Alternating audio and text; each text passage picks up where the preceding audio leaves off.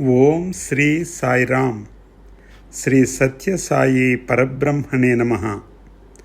భగవంతుడు భావప్రియుడే కాని బాహ్యప్రియుడు కాదు. కొమ్మను కొట్టి ఇసుకలో పాతినంతనే అది చెట్టవుతుందా? భావమనే వేర్లు హృదయములో దిగాలి. అప్పుడే బాహ్యమనే చెట్టులో ఫలములు లభిస్తాయి. కనుక నీవు భావమును లోపల చేర్చుకొని బాహ్యములో ఫలితాన్ని ఆశించు. ఇలాంటి సద్బోధలు చేసి సదవకాశములను అందించి జీవితాలను సార్థకము చేసిన రాజ్యము భరత రామరాజ్యము. ఈనాడు రామరాజ్యాన్ని మీరు సాధించాలనుకుంటే ఒక్క భారతదేశమునకే అని మీరు భావించకండి.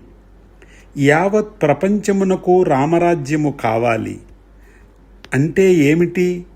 సత్ప్రవర్తన, సదాలోచన, సద్గుణము, ఈ మూడు కలిగిన రాజులు కావాలి. ఈ మూడు కలిగిన ప్రభుత్వము ఏర్పడాలి.